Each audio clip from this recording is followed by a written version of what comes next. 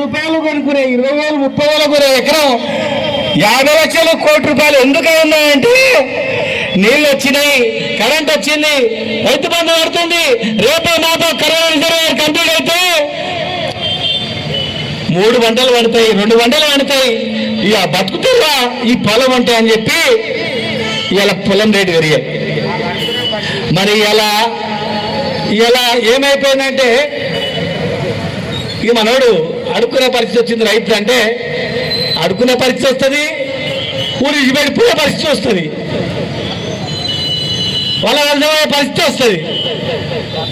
ఇంత మంచిగా ఈ దేశంలో ఎవరు చేయనటువంటిది, ఈ ప్రపంచంలో ఏ రైతులు చేయనటువంటిది, భారతదేశంలో ఏ రాష్ట్రంలో కూడా రైతులు చేయనటువంటిది తెలంగాణ రాష్ట్రంలో మనం చేస్తే ఇలా ఆ రైతు ఆశపోయిండు.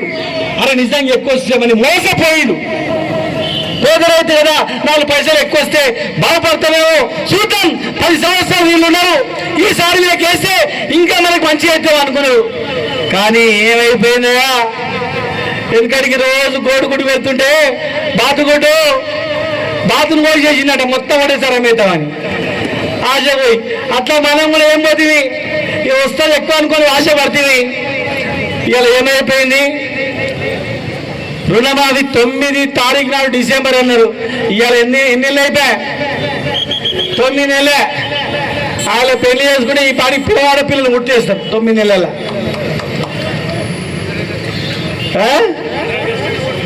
ఇక 9 తారీఖు, జనవరి, ఫిబ్రవరి, మార్చి, లాస్ట్కు 15 ఆగస్టు, మళ్ళీ 15 ఆగస్టు పోయి మళ్ళీ ఇప్పుడు ఏ పండుగ వస్తుంది, దసరా పండుగ కూడా కాబట్టి ఇక దేవుళ్ళ మీద ఏదో కలిస్తాడా. వీడికి వస్తే వీరబ్రహ్మం కలిసి దేవుడి మీద, బస్టాండ్ కాడికి వస్తే ఎల్లమ్మ దేవుడి మీద, మనంకాడ కాడికి వస్తే మనంకాడ దేవుడి మీద, యాదాద్రి దేవుడి మీద, అన్ని దేవుళ్ళ మీద ఒట్టి పెట్టే వరకే నిజం అనుకుంటారు అందరు కూడా. అరే ఇంతమంది దేవుళ్ళ మీద పెట్టినాక రుణం మాపోతుందని. ఇవాళ యాడికి వచ్చే చెప్పండి, యాడికి వచ్చే సగం మంది కూడా రాలే. బ్యాంకుల చుట్టూ తిరిగి కాళ్ళు అరిగిపోతున్నాయి కానీ బ్యాంకుల చుట్టూ తిరిగినా కానీ తెలుస్తలేదు. ఇక ఒక్కొక్కరు ఆంక్షలు, నీకు ఇన్కమ్ ట్యాక్స్ కట్టలేవా, లేదు, నీ కొడుకు ఉద్యోగం లేదు, పాస్బుక్లో నీకు పేరు లేదు, రేషన్ కార్డులో నీ పేరు లేదు. ఇక విచిత్రమైనటువంటి కథ. ఇంకో దగ్గర 2 లక్షల 10,000 ఉంటుంది. సపోజ్ నువ్వు 10,000 కట్టినాక 2 లక్షలు వేస్తారంట. నువ్వు 10,000 కట్టవు, నీకెందుకు నీ ఇచ్చే 2 లక్షలు బ్యాంకులో వేయాలా లేదా? ఏమో అంతేనే కదమ్మా, 2 లక్షలు ఇస్తారు, 2 లక్షలు అంటే నీకు ఎక్కువ ఉంటుంది తక్కువ ఉంటుంది, నీకేం సంబంధం? 2 లక్షల పైన ఉంటే నీకు సంబంధం. మళ్ళీ నేను గవర్నమెంట్ ఆడతారా అంటే ఎంత విచిత్రం చూడు. నీది ఎంతుందా, 2 లక్షల 30 కట్టరాపు, 30 కట్టను, నీ 2 లక్షలు నీకే అంటే అదొక ఆంక్ష. ఇట్లా రకరకాల సాకులు చెప్తూ 42 లక్షల మంది రైతులకు రుణమాఫీ అన్నారు.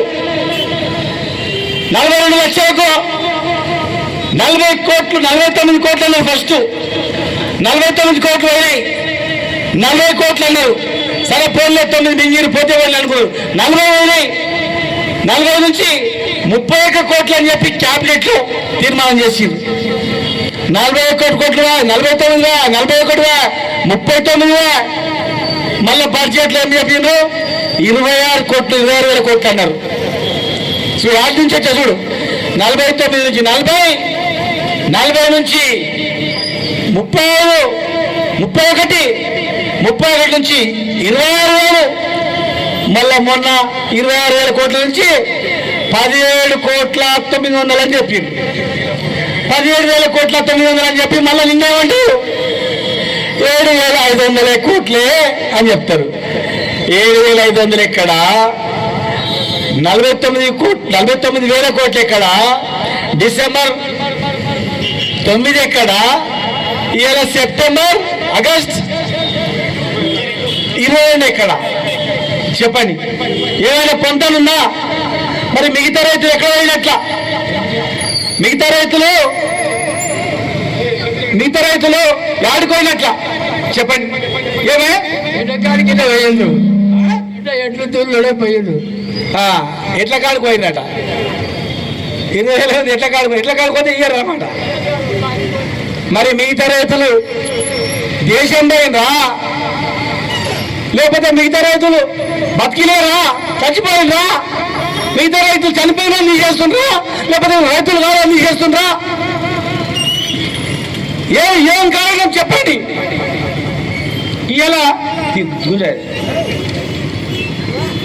రైతు వేదికలు అయితే ఎడబెట్టింది అంతే. ఇప్పుడు వస్తూ కదా జడ్చెల్ల కదా ఆయన ఆపిడు.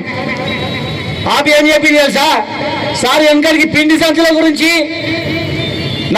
నాగర్కర్నూల్లో లైన్లో నిలబడి మూర్ఖొచ్చి పడిపోయి చచ్చిపోయింది సార్. పిండి సంచులు పోలీస్ స్టేషన్లో పెట్టి అనిపిస్తుంది. మీరు ఇంటికాడికి పిండి సంచులు పంపితే రైతులు మోసపోతుంది సార్ అని చెప్పి గుండె ధనా కొట్టుకున్నాడు. సస్తమో భక్తమో సార్ మా పరిస్థితి, రైతుల పరిస్థితి. ఇక రైతు బంధు ఉంటుందో పోతుందో.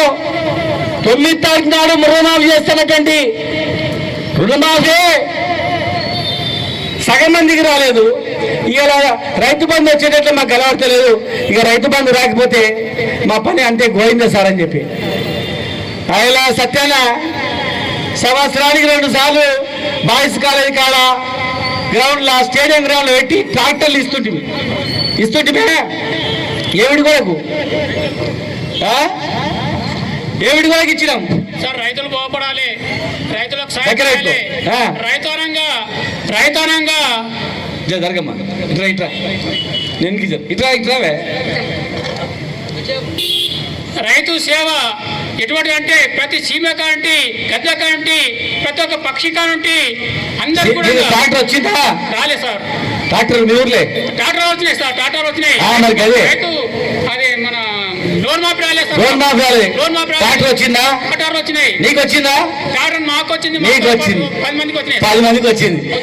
చూడు, మేమేమో రైతు బంధు ఇచ్చి, పిండి సంచులు ఇచ్చి, ఒక ఊరికి 10 ట్రాక్టర్లు ఇచ్చి, సబ్సిడీ ఇచ్చి, ఎస్సీ ఎస్టీలకు 100% సబ్సిడీ ఇచ్చి, మిగతా వాళ్ళకు 50% సబ్సిడీ ఇచ్చి ట్రాక్టర్ దున్నునికి నిర్మిస్తే అవును సార్. మీరు దున్నటానికి వేయకుండా ఎవరికి వేసిండ్రా? మోసపోయాం సార్. రైతులో ఎవరికి వేసిండ్రా? వీరికి చెప్తాను కొడుతున్నట్లయింది. దున్నపోతులని ప్రభుత్వానికి వేసింది. విన్నరా? పాలిచ్చే బరే విడిచిపెట్టి దున్నపోతులు కట్టేసుకున్నట్లుంది. పాలిచ్చే ప్రభుత్వాన్ని విడిచిపెట్టి దున్నపోతులని ప్రభుత్వాన్ని కట్టేసుకున్నట్లుంది ఆ వ్యవహారం. ఎవరు చెప్పుకుంటారు చెప్పండి? ఇక్కడ ఎవరు చెప్పుకుంటారు? ఒక్కొక్కరు ఒక మాట, ఒక్కొక్కరు ఒక మాట. ముఖ్యమంత్రి గారు ఒకటి చెప్తారు, భట్టి విక్రమ గారు ఒకటి చెప్తారు, ఉత్తమ్ కుమార్ రెడ్డి గారు ఒక స్టేట్మెంట్ ఇస్తారు, పొంగులేటి గారు ఉన్న స్టేట్మెంట్ ఇస్తారు. ఒక మంత్రి ఇచ్చిన స్టేట్మెంట్ కు ఇంకొక మంత్రికి పొంతనే లేదు. ముఖ్యమంత్రి గారు చెప్పిన తర్వాత ఆస్తి ఉండాలి, కానీ మరి ఇక్కడ ఇదేం ప్రభుత్వం అర్థం కావట్లేదు. మీరు డైరెక్ట్ గా 2 లక్షలు రుణమాఫీ చేస్తామన్నారు. ఆయన ఇన్కమ్ ట్యాక్స్ వాళ్ళకి కానీ, ఉద్యోగస్తులకు కానీ, రేషన్ కార్డులో పేరు లేకుండా కానీ, పాస్బుక్ లో పేరు లేకుండా కానీ ఇవన్నీ అడిగే పోయి తెచ్చుకోవాలి. ఉరకండి అంటే ఉరికి బ్యాంకులో కాళ్ళు మొక్కి లోన్ తెచ్చుకున్నారు. ఇవాళ ఎప్పుడు వచ్చే 9 తారీఖులో ఎప్పుడు వస్తే చూసుకునేవారు ఇవాళ వెళ్ళట్లేదు. అన్ని కోతలే. 70% మందికి ఎగ్గొట్టి ఇవాళ కేవలం 7,500 కోట్లు మాత్రమే వేసి రైతులను మోసం చేస్తా ఉంది. ఇలా నిజంగా ఇలా అనుకుంటుండొచ్చు, ఇక ఇది టీఆర్ఎస్ గవర్నమెంట్ ధర్నా చేస్తుంది, టీఆర్ఎస్ గవర్నమెంట్ కావాలని చేస్తుంది అంటున్నారు కదా.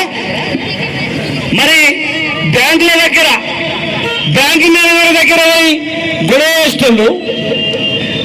లోన్ వచ్చినాడు గొడవ తమ్ముంటుందా? ఉంటుందా? లోన్ చేస్తాడా? లేకుంటుంది. చేస్తాడా? ఎవరు చేయడు. ఎందుకంటే రైతు అనేటోడు నిజాయితీ పరుడు, రైతనుడు ధర్మాత్ముడు, కష్టపడి చెమట వడిసి పంటలు పండిస్తాడు. ఆయన పంటలు పండిస్తే మనం తింటాం. ఆయన చెమట రక్తంతో పండిన పంట మనం తింటాం. తిండి పెట్టే రైతుకు ఏం చూడండి, పంజాబ్లో ధర్నా చేస్తే ఢిల్లీలో బండ్ల మీద కిచ్చురు. పంజాబ్ వాళ్ళు అరే తెలంగాణలో ఎట్లా ఇస్తారు గట్టిగా అని అడిగిండు. కేరళలో అనేక రాష్ట్రాల్లో తెలంగాణ మాదిరిగా మాకు కావాలని అడిగిండు. తెలంగాణ మాదిరిగా రైతు బంధు కావాలి, తెలంగాణలో రైతు చనిపోయిన 5 రోజులకే 5 లక్షలు వేస్తారు, గది కావాలని అడిగిండ్రు. ఇలా సచ్చిన రైతుని ఎవడు పట్టించుకుంటూ లేడు. చూసినవా, తెలంగాణకు పిల్లలు ఇస్తామని అంటున్నాడు కర్ణాటకలో. ఇప్పుడు ఇస్తారా? ఇవి అయిపోయా. అప్పుడు ఇస్తుంది. ఎందుకు ఇస్తుంది అంటే పిల్లలు ఇస్తే బిడ్డ వేరే రాష్ట్రాల్లో పిల్లలు ఇస్తే తాగడానికి నీళ్ళు కూడా దూరం పోయి తెచ్చుకోవాలి. తెలంగాణకు పిల్లలు ఇస్తే ఇంటి ముందర నల్లా, తెలంగాణకు పిల్లలు ఇస్తే ఇంటి ముందరనే బాత్రూంలో రోడ్లు, తెలంగాణకు పిల్లలు ఇస్తే మంచిగా పంటలు పండుతాయి. ఒకవేళ పేదలు కూలిపోతే కూడా నాటేస్తే 1000 రూపాయల కూలి కూడా ఇస్తారు. గౌరవంగా సాయంత్రం పూట మర్యాద కూడా చేస్తారు. తెలంగాణలో గౌరవం ఉంది రైతుకు అని చెప్పి ఆ రోజు మనకు గౌరవం ఉండే.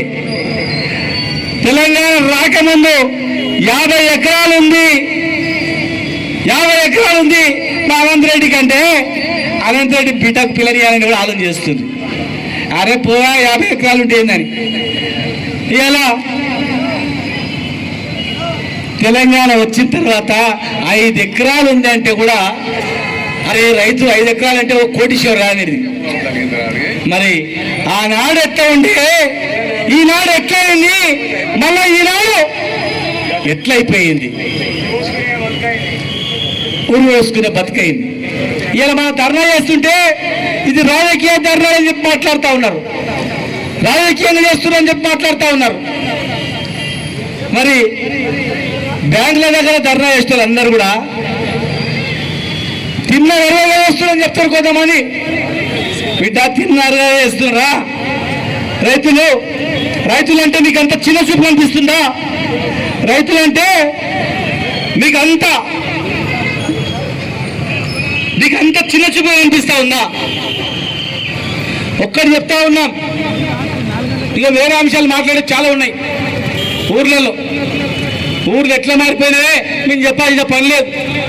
ఊర్లలో పోతుంటే చెట్లు చూసి అబ్బా ఎంత బ్రహ్మాండంగా ఉంది, ఎంట్రన్స్ నుంచే చెట్లు ఉన్నాయి. అబ్బా ఏ ఊర్లో చూసినా సీసీ రోడ్లు ఉన్నాయి, మంచి మోరీలు మంచిగా అయినాయి, రోగాలు తక్కువైనాయి, జబ్బులు లేవు, రోగాలు తక్కువైనాయి, జబ్బు లేదు, రోగాలు లేవు, రైతులకు మంచిగా విలువ పెరిగిందని చెప్పి మరి ఆనాడు ఉండే. ఇలా మళ్ళా మొదటికి వచ్చినాం. నిచ్చెన మెట్ల ఆట ఆడుతుంటే చిన్నప్పుడు ఆడుతుంటే నిచ్చెన ఎక్కిపోయిన తర్వాత లాస్ట్లో ఒక దాని ముందర పెద్ద పాము ఉంటుంది. ఆ పాములో పడ్డామనుకో మళ్ళీ గిర్ర తిరిగి 1వ నెంబర్ కాడికి వస్తుంది. ఇలా ఏమైపోయిందంటే 10 ఏళ్ళు మనం కొట్లాడి కష్టపడి ఇన్నేళ్ళు కొట్లాడి తెచ్చుకొని తెలంగాణ 10 ఏళ్ళలో మంచిగా డెవలప్ చేసుకొని లాస్ట్కు మళ్ళా వీళ్ళ చేతిలో పడేళ్ళకే పెద్ద పాము మింగి కిందికి ఎప్పుడైతే వచ్చినామో అష్టచ్చం ఆటల ఆటల్లో గట్ల అయిపోయింది మళ్ళీ మన బతుకు. ఇలా ఆగమైపోయింది. ఏ కుల వృత్తి చూసినా కానీ వ్యవసాయం అంటే వ్యవసాయం కాదు, పాడి పంటలు అంటాం. పాడి పరిశ్రమ ఉంటుంది, బర్రెలు ఉంటాయి, గొర్రెలు ఉంటాయి. బర్రెలు ఇస్తే వాళ్ళు 2 బర్రెలు ఇస్తున్నాం, 10 బర్రెలు ఇస్తామని చెప్పింది. గొర్రెలు ఇస్తే అబ్బాబాబా వాళ్ళు గొర్రెలు ఇస్తున్నా మేము లక్షల రూపాయలు బ్యాంకులో వేస్తామని చెప్పింది. ఇక పైసలు వచ్చే, బర్రెలు వచ్చే, గొర్రెలు వచ్చే, 2 లక్షల రుణం వచ్చే, ఇట్లా 3 పిల్లలు ఉంటే 3 పిల్లలు 2,500 పెన్షన్ వచ్చే, ఇక మొత్తం అయిపోయాయి అనుకుంటుంది. ఇలా రోడ్ల మీద పడితే మన బతుకంతా ఆగం అయిపోయింది. కనుక ఇలా మిత్రులారా ఒకటే చెప్తా ఉన్నాం, భయపడేది లేదు. రైతులకు అండగా మేమున్నాం, రైతులకు అండగా ఈ ప్రభుత్వం ఉంది, మీ గురించే మేమున్నాం. ఇలా కర్నూలు రిజర్వాయర్ కంప్లీట్ అయింది. కాలువలు తవ్వితే నీళ్ళు వస్తాయి. ఒక్క కాలువ తవ్విందా? పైన ఉదండపురం ఉంది, ఉదయపూర్ రిజర్వాయర్ కంప్లీట్ అయింది. కింద కాలువ వస్తే హన్వాడ మండలం మొత్తం మారుతుంది. హన్వాడ నుంచి కోజిగూడెం వరకు కర్ర రిజర్వాయర్ కాలువ అయితే మామిడాల మండలం నుంచి అక్కడ మక్తల వరకు నారాయణపేట వరకు నీళ్ళు వస్తాయి. 70-80% ప్రాజెక్టు కంప్లీట్ అయితే 70-80% ప్రాజెక్టు కంప్లీట్ అయితే ఇప్పటి వరకు కూడా కాలువలు లోగరు, నీళ్లు నింపారు. రైతు బంధు కథం. ఇలా రైతులు మొత్తం ఆలోచన చేయాలి. కాంగ్రెస్ పార్టీలో ఉన్నటువంటి రైతులు కూడా ఇది చాలా మోసం, ఈ ప్రభుత్వం మోసం చేసింది, మోసపోయినాం మేమని చెప్పి మాట్లాడుతున్నారు. కావాలంటే మీరు మీటింగ్ పెట్టి అడగండి, గ్రామాల వారిగా తిరిగి అడగండి, గ్రామాల వారిగా రుణమాఫీ అని చెప్పి మీరు తిరగండి. మొత్తం మంత్రులందరూ తిరిగి ప్రతి గ్రామంలో చర్చించండి, రైతులకు రుణమాఫీ అయిందా లేదా. పంటలు నాటేసేటప్పుడు రైతు బంధు పడతాయి, ఎప్పుడే కానీ కోత వస్తే పడతాయా చెప్పండి. రైతు బంధు వచ్చిందా? ఒక్క మంచి కూడా వచ్చిలేదు, రాలే. వర్షాకాలం రాలే, ఇప్పుడు రాలే. చూస్తే ఆయన మా పార్టీ కాదు, గీతి కాదు. ఇక ఆయన కట్ట పట్టుకొని వచ్చిండు, ఆయన గుత్త కట్ట పట్టుకొని వచ్చిండు. ఇక మనం ఇట్లా ఒకటి కాకపోతే, మనం సమాజం రైతులందరూ ఒకటి కాకపోతే రైతు బంధు పోతుంది, రైతు బీమా పోతుంది, ఈ రుణమాఫీ ఇది సగం మందికే ఉంటుంది. మళ్ళా మనం గంట పాల పట్టుకొని ఒకడు దుబాయ్కి, ఒకడు బొంబాయికి, ఒకడు కలకత్తాకు, మళ్ళా హైదరాబాద్కు కూలి పని చేసుకొని ఓడికి వస్తుంది తప్ప, కూలి పని ఓడికే మళ్ళీ పోవాల్సి తప్ప ఏం లేదు. ఇక బతుకుదారు లేదు, పెన్షన్ ఉండదు, గిన్షన్ ఉండదు. ఎవరు అడుగుతాడు? అడిగేటోడు ఉన్నాడు, అడుగుదామంటే చెప్పేటోడు ఉన్నాడు, చెప్దామంటే వినేటోడు ఉన్నాడు. ఇక మనం గోడ పోయి చెప్పుకోవాలి, ఊళ్ళల్లో. 9 నెలలనే రైతులకు ఈ పరిస్థితి వచ్చింది. ఇక వాళ్ళు ఇంకొక సంవత్సరం అయితే ఏమవుతుందో తెలియదు, ఏం చేస్తారో తెలియదు. కనుక మనం భయపడకుండా కాంగ్రెస్ ప్రభుత్వానికి మెడలు వంచి ఖచ్చితంగా రైతుల గోస తీర్చడానికి, ఇచ్చిన హామీ నెరవేర్చడానికి మనం అందరం ఐక్యం కావాలి. ఖచ్చితంగా మనం ఐక్యమై ఖచ్చితంగా ఆ రుణమాఫీ మొత్తం అయ్యేంత వరకు పోరాటం చేయాలి. రైతు బంధు సకాలంలో వచ్చేంత వరకు మనం ఐక్యంగా ఉండాలి. పార్టీలకు అతీతంగా రైతు బిడ్డలారా మీరు కదలండి. పార్టీలకు అతీతంగా మనం అందరం కూడా ప్రభుత్వం ఇచ్చిన హామీలను మనం నెరవేర్చుకుందాం. భయపడకుండా పోరాడదాం, కొట్లాడదాం.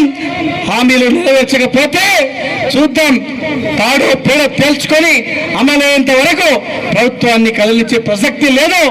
నాయకులు ఏం చెప్తారో రాని, మంత్రులు ఏం చెప్తారో చెప్పని. 9 నెలల్లో ఈ పని అయిపోయింది. ఇక సంవత్సరం అయితే ఏం జరుగుతుందో తెలియదు, ఏమైపోతుందో తెలియదు. హాస్టల్లో చూస్తే అదే పరిస్థితి ఉంది, ఎక్కడ చూసినా రకరకాల గోస ఉంది, చెప్పుకునే పరిస్థితి లేదు. ఏది ఏమైనా మన బతుకుదేరు మనకు రైతులే. పొలం లేకపోయినా మా యొక్క కలుపు నీరికి పోయినా బతకగలుగుతుంది, నాటేసినా బతకగలుగుతుంది.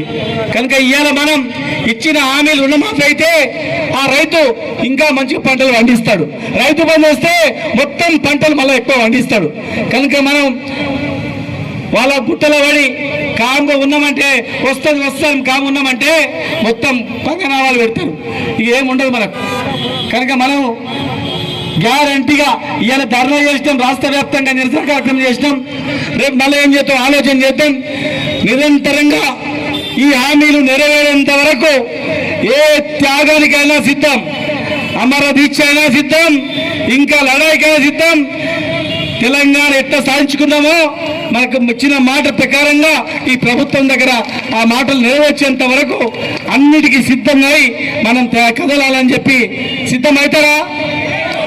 అయితే ఏం చేస్తావు? ప్రాణాలు ఇచ్చాయనా పోరాడుకుంటా. ప్రాణాలు ఇవ్వకండి రా భాయ్, ప్రాణం వద్దు.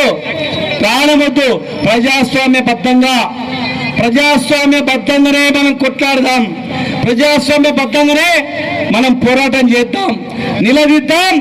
ప్రభుత్వాన్ని హామీలు నెరవేర్చేంత వరకు స్తంభింపజేద్దాం. భవిష్యత్ కార్యక్రమాన్ని తొందరలోనే ప్రకటిస్తామని చెప్పి తెలియజేస్తూ షరతులు లేకుండా రైతు రుణాలు వెంటనే రైతు రుణాలను వెంటనే రైతు రుణాలను వెంటనే రైతు రుణాలను వెంటనే రైతు బంధు వెంటనే రైతు బంధు వెంటనే రైతు బంధు వెంటనే రైతు బంధు వెంటనే రైతు బంధు వెంటనే కరోనా విధానపు ప్రాజెక్టులు వెంటనే ప్రారంభించాలి వెంటనే వెంటనే రైతు రుణాలు వెంటనే వచ్చినటువంటి రైతు సోదరులకందరికీ కూడా పేరు పేరున ధన్యవాదాలు. భవిష్యత్ కార్యక్రమం మళ్ళీ ప్రకటిస్తారు. ప్రకటించినప్పుడు ఈయన ఈరోజు మెసేజ్ చూస్తారు.